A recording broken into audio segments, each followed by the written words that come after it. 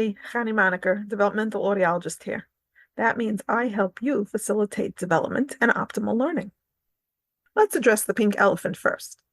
You may be wondering why a developmental audiologist is talking about parenting rather than hearing and listening, like most audiology channels. Great question. I'm on a mission to make the learning process easier. As someone who is trained to deal with the hearing impaired, I was taught to focus on listening as a communicative relationship between listener and speaker. Each one has their role and responsibility for successful communication. It occurred to me that education, at its core, is a communicative event with a speaker and a listener.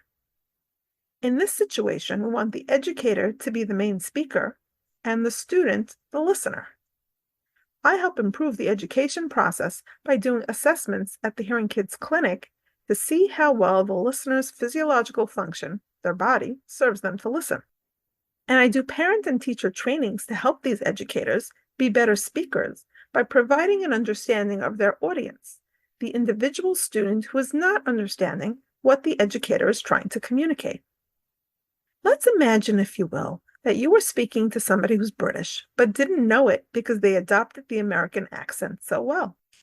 The subtle language differences would make for some very interesting, unexpected outcomes, and you wouldn't know why or how you need to adjust without learning this person is really British, or Australian, or African, right? There are actually a lot of countries that learn English, but with subtle differences.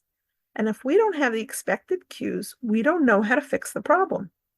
Well, if you aren't getting the results you expect when educating your child, be it as a parent or a teacher, then something is getting lost in translation. My trainings are to help you recognize these cues, these red flags, so you know where to look and what to look for. So let's get started here by looking at what expectations you have and what knowledge and beliefs you have about parenting and child development. If a child constantly struggles to pay attention, that's the definition of ADD, or he may be worried about something, or he may have auditory fatigue. So the good news is, whatever you answered, you were right. The important thing here is to recognize it is far from the only consideration. As someone who deals a lot with people who have an auditory processing disorder that was misdiagnosed as an attention deficit disorder, and were lucky enough to stumble upon APD after trialing the ADD drugs with no to little success, it is so important that you understand that diagnostically, you want to check for things that are testable instead of trialing treatments whenever possible.